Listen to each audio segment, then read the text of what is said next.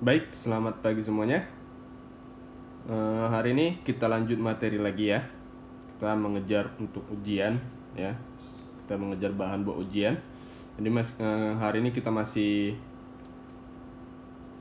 materi ya. Nanti minggu depan nanti akan ada tugas, tapi nanti akan ada tugas praktek ya. Nanti akan Bapak berikan tugasnya.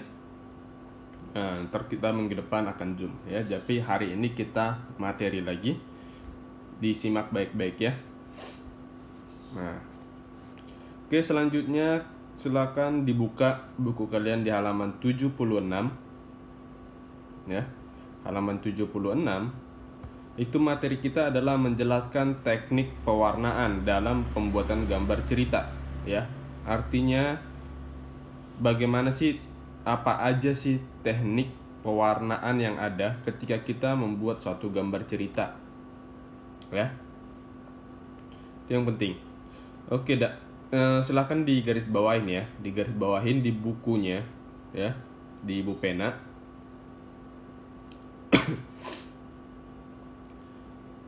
Salah satu unsur untuk memperindah gambar adalah pewarnaan. Itu digaris bawahin yang ada di baris pertama paling belakang ya, dari baris pertama paling belakang sampai baris kedua. Salah satu unsur untuk memperindah gambar adalah pewarnaan ya. Ya, jadi untuk memperindah gambar sebenarnya pewarnaan itu sangat penting ya, sangat penting. Jadi makanya kenapa pewarnaan itu dibilang salah satu unsur untuk memperindah suatu gambar ya. Oke, itu digaris bawahin. Oke, berikutnya di garis bawahin sampingnya, dalam mewarnai gambar cerita ada beberapa teknik yang dapat kita gunakan. Di antaranya adalah sebagai berikut, yaitu di garis bawahin. Kemudian yang pertama garis bawahin judulnya, teknik basah ya, teknik basah. Nah, dari namanya teknik basah, artinya di sini kita menggunakan pewarna di mana pewarna itu ada campuran air ya. Namanya juga dia teknik basah ya, ada campuran air atau bahkan misalnya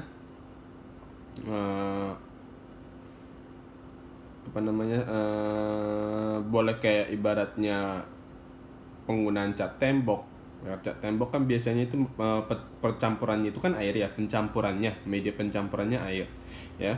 Jadi sebenarnya intinya yang perlu kalian pahamin bahwa ketika pewarnaan menggunakan teknik basah itu dimana teknik tersebut harus menggunakan air sebagai medianya ya, air ya. Jadi ada campuran air pada pewarna tersebut ya.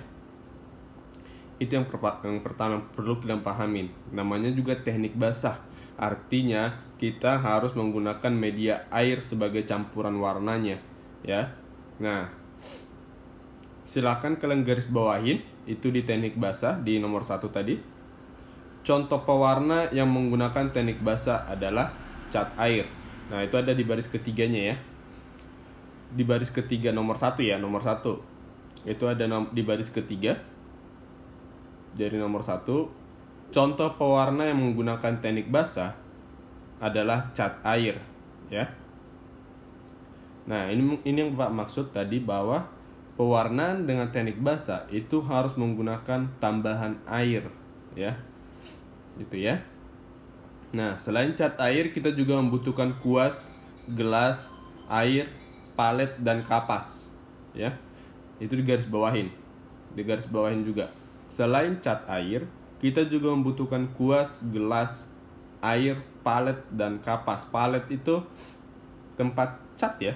Tempat cat. Ya, kalau di buku kalian itu palet itu yang warna putih, yang bentuknya kayak tapak gitu ya. Kalian kenal tapak nggak? Jadi palet itu adalah tempat di mana kita meletakkan cat airnya ya. Itu yang warna putih, kalau nggak salah itu di buku kalian warna putih ya. Ada gambarnya.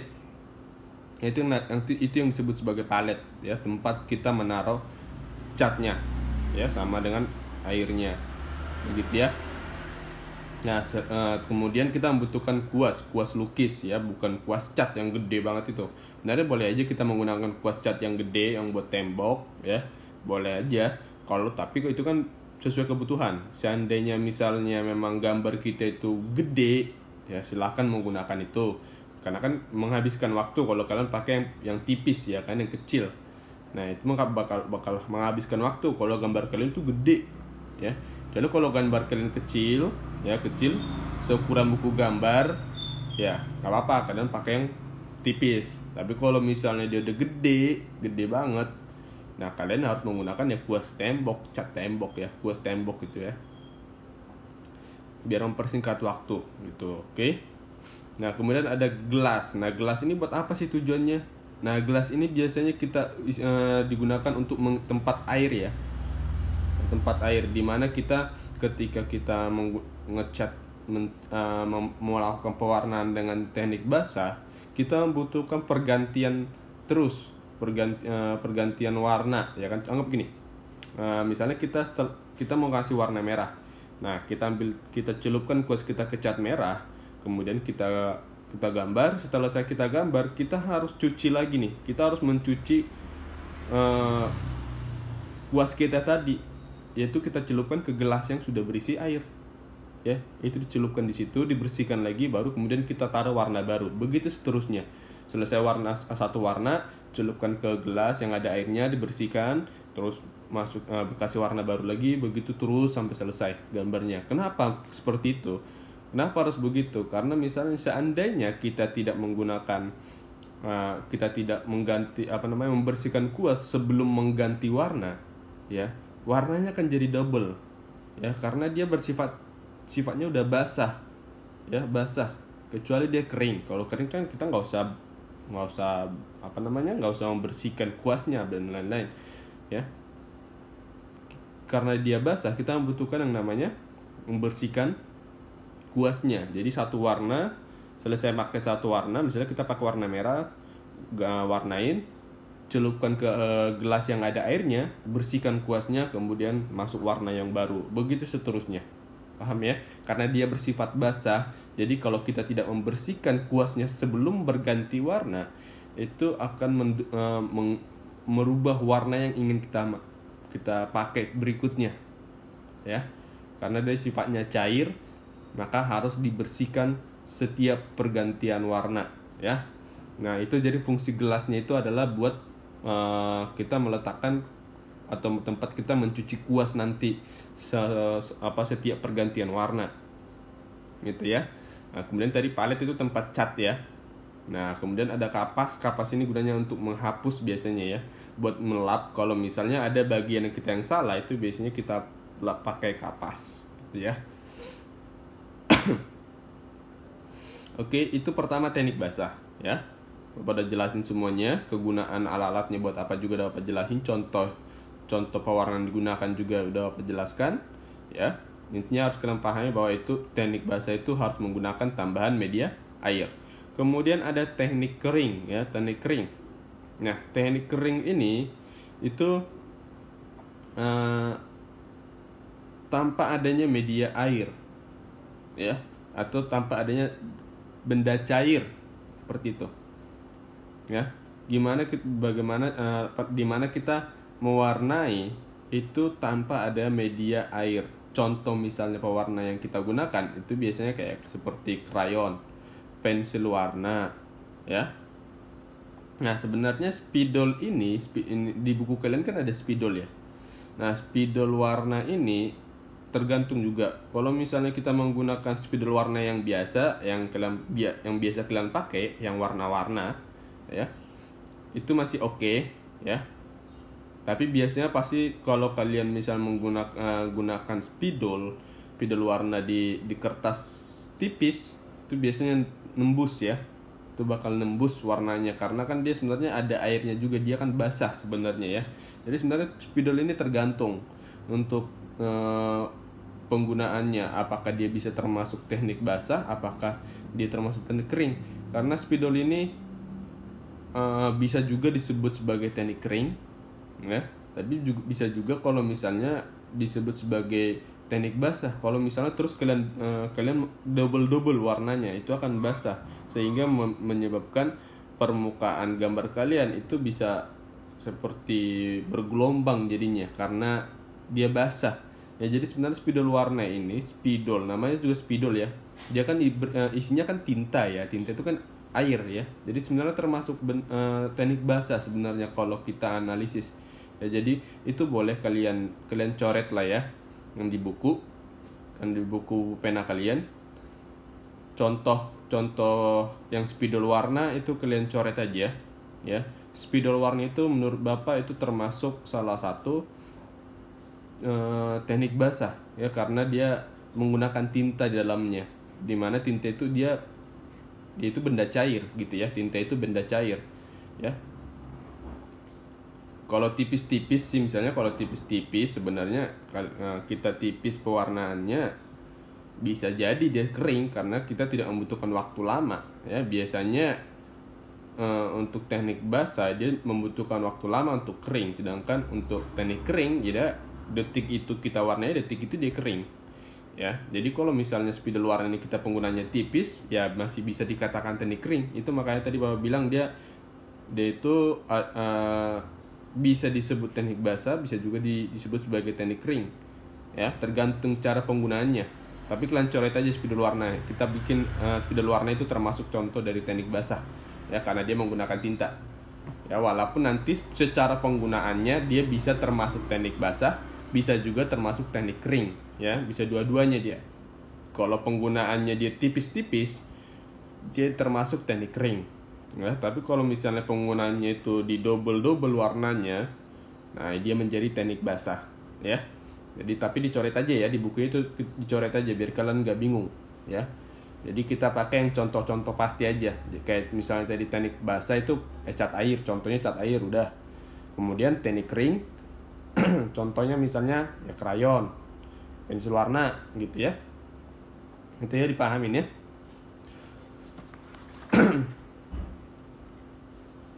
Oke, selanjutnya silakan dibuka bukunya di halaman 78. Oke. Nah, silakan digarisbawahin paragraf yang pertama. Paragraf yang pertama ini menjelaskan makna gambar cerita ya.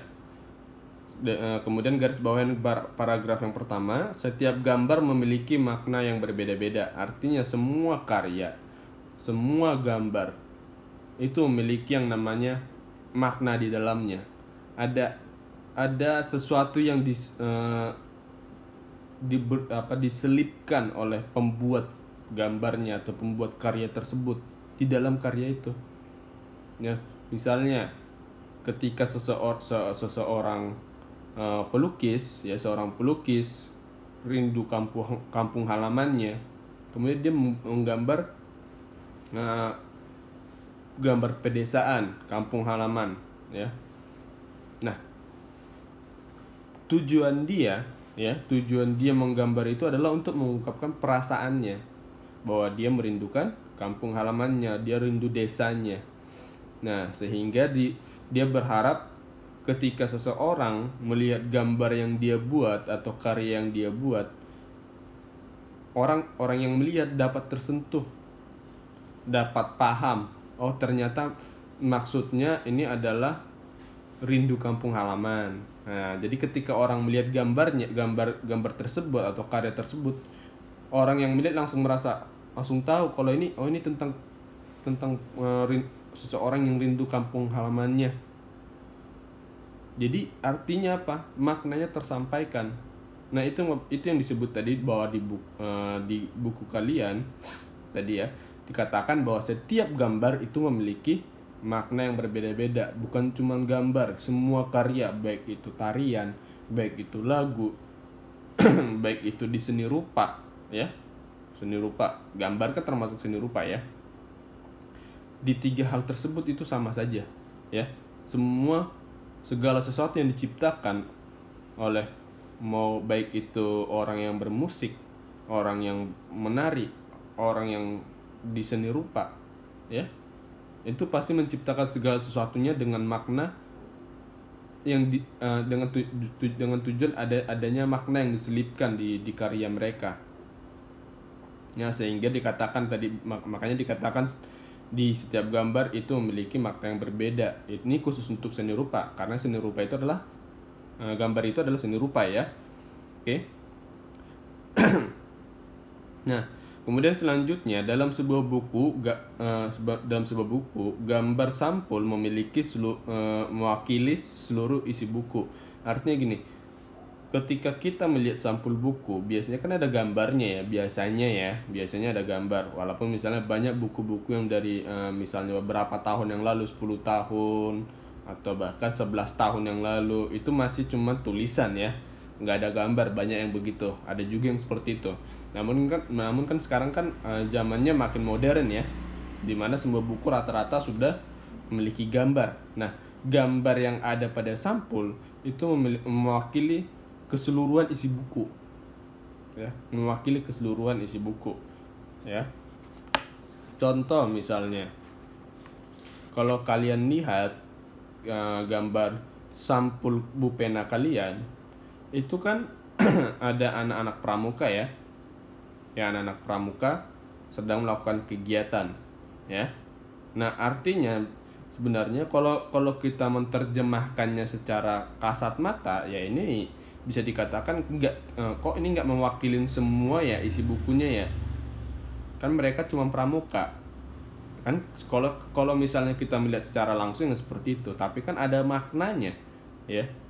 Maknanya yang bisa kita lihat di gambar ini adalah pembelajaran ya, pembelajaran di mana anak-anak tersebut sedang berusaha, sedang belajar ya, bagaimana untuk melakukan sesuatu, untuk membuat sesuatu ya. Sehingga ketika mereka melakukan hal tersebut, ketika mereka berhasil, berarti kan mereka mendapatkan pengetahuan yang baru ya kan, bahwa mereka sudah bisa melakukan hal tersebut.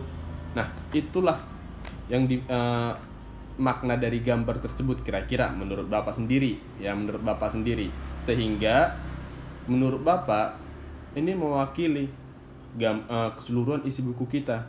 Kenapa Bapak sebut kayak gitu, seperti itu?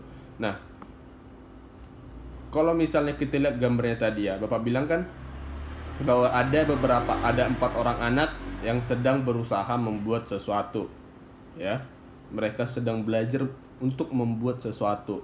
Nah, sama halnya seperti kita belajar IPA, belajar IPS yang ada di buku Bepena ya, isi buku Bepena ya. Belajar IPA, IPS, matematika, bahasa Indonesia, PPKN.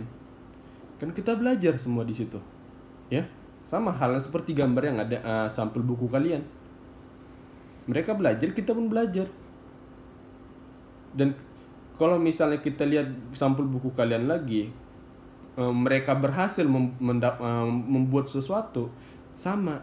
Mereka kan memperoleh, jadinya kan setelah mereka berhasil membuat sesuatu itu, membuat tenda itu ya.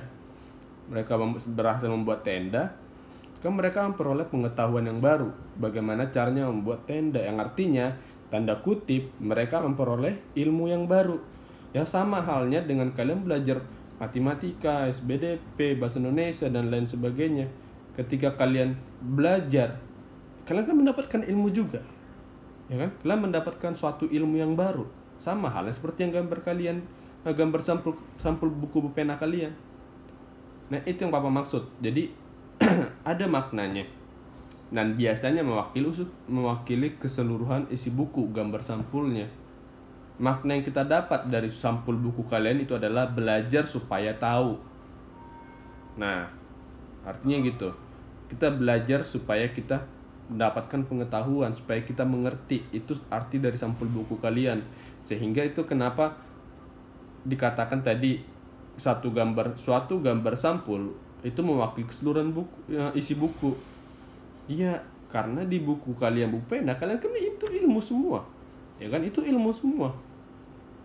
Ya, belajar matematika, bahasa Indonesia, terus PKN, terus kemudian ada SBDP, ada IPA dan lain sebagainya, ya kan? Itu kan pengetahuan. Dan ketika kalian belajar itu kalian mendapatkan ilmu kan. Nah, jadi kan bisa dikatakan bahwa gambar sampul buku kalian itu sudah mewakili isi buku kalian, ya. Itu ya maksudnya ya.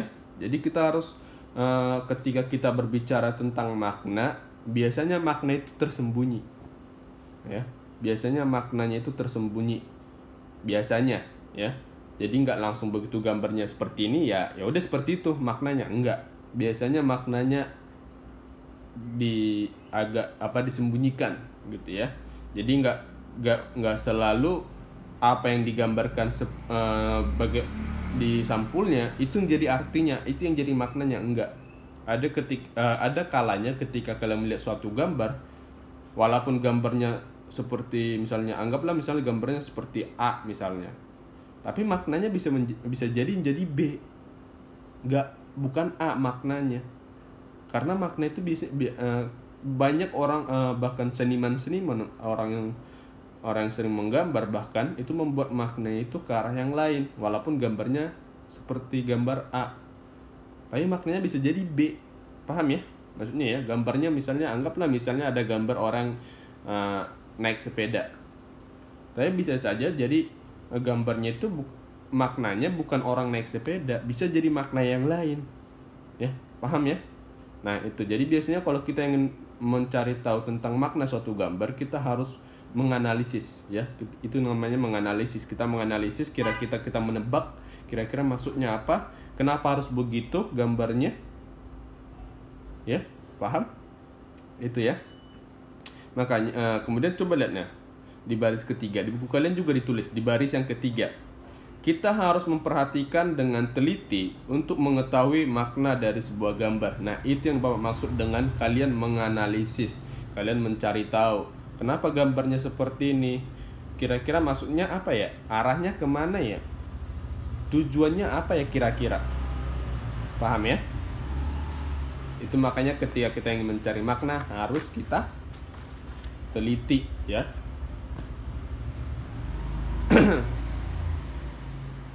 Nah, kemudian coba lihat di halaman 79. Ya. Di halaman 79 itu ada gambar cerita tentang penampakan alam berupa pantai yang indah. Pantai dimanfaatkan sebagai tempat wisata. Pada gambar tersebut tampak sekeluarga yang terdiri atas ayah, ibu dan 2 orang anak sedang menikmati bekal di pantai. Ya, itu ada gambarnya, contohnya. Nah, tapi bisa dikatakan sebenarnya ini bukan cuma sebagai pemandangan tempat wisata, pemandangan pantai, bukan bisa jadi bukan itu maknanya. Bahkan bisa dikatakan bahwa ini adalah makna waktu untuk berkeluarga, ya, waktu untuk keluarga, ya. Jadi bisa dikatakan kalau menurut Bapak, bahkan ini menurut Bapak sendiri, ini gambarnya bercerita bukan tentang pantainya, tapi bercerita tentang keluarga tersebut. Bahwa artinya waktu dengan keluarga itu adalah waktu yang sangat penting, ya. Artinya waktu untuk keluarga kita itu waktu yang sangat penting, ya. Itu menurut Bapak gambarnya, makna gambarnya adalah seperti itu. Nah, menurut kalian bagaimana? Dan ingat, kita tidak bisa menyalahkan makna, misalnya pendapat orang lain, ya. Kita nggak boleh menyalahkan pendapat orang lain, karena yang tahu, ya, yang tahu makna sesungguhnya itu hanya si pencipta gambar tersebut, ya. Yang tahu itu hanya si pencipta gambar tersebut. Orang hanya bisa menebak, ya. Jadi ketika kalian sama teman kalian melihat suatu gambar, terus teman kalian berpendapat ini A, kamu berpendapatnya B, ya udah, nggak apa-apa, ya. Beda orang beda pendapat, artinya kita harus hargain mereka juga, ya. Jadi kalau misalnya kita ingin cari tahu pasti itu ceritanya tentang apa, maknanya apa, ya kita harus bertanya kepada si pembuat gambar, karena hanya dia sebenarnya yang tahu gambarnya apa maknanya. Oke? Nah, oke. Nah, itu tentang gambar cerita, ya, tentang makna gambar cerita. Oke, sampai situ dulu berarti ya, karena di halaman 92 itu kita sudah membahas tentang tangga nada diatonis mayor dan tangga nada diatonis minor, diatonis minor. Nah, itu nanti akan ada satu video yang ngebahas itu, karena itu panjang ya, pembahasannya itu panjang sekali. Itu bakal seperti yang kemarin kita penjelasan tangga nada. Jadi harus satu video ya. Jadi sepertinya materi kita hari ini adalah tentang pembuatan gambar cerita, yaitu tadi ada dari teknik pewarnaannya, di mana teknik pewarnaannya itu ada dua, teknik basah dan teknik kering. Contoh dari teknik basah itu ada cat air, contoh dari teknik kering itu ada krayon, pensil warna. Kemudian tadi kita belajar tentang menjelaskan makna pada gambar cerita. Nah, ya, itu juga sebenarnya nggak ada patokannya, bebas, setiap orang bebas berpendapat ya. Tapi ketika kita ingin menjelaskan suatu makna, itu boleh kita berpendapat sendiri dengan cara kita menganalisis dahulu, kita teliti gambarnya itu maknanya kira-kira apa ya. Oke, baik, kira-kira sampai sini dulu materi kita ya. Untuk tugasnya di rumah, kemarin Bapak lihat ada lagu di sini.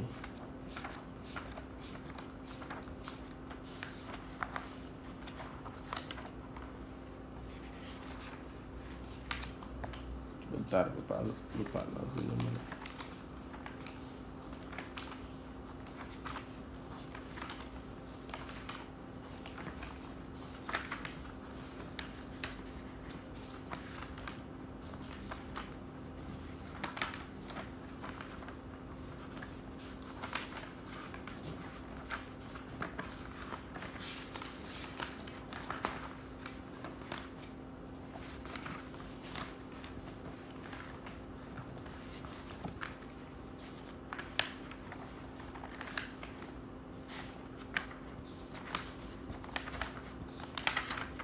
Kayaknya nggak ada lagu di sini, berarti Bapak salah lihat nih. Oke. Untuk nanti lagunya berarti nanti akan Bapak kirimkan ya. Oke, nanti akan Bapak kirimkan di grup lagunya apa, partiturnya juga akan Bapak kirimkan, contoh audionya juga akan Bapak kirimkan. Nanti kalian pelajari di rumah ya. Nanti akan Bapak coba cari lagu yang menggunakan tangga nada pentatonis seperti yang kemarin kita pelajarin ya. Oke. Baik, kira-kira sampai di sini dulu. Nanti tugasnya akan Bapak kirimkan di grup ya. Oke. Kalian pelajarin di rumah. Lagunya dipelajarin pakai pianika. Nah, minggu depan kita akan zoom video. Oke. Baik, sampai di sini materi kita hari ini. Sampai ketemu minggu depan.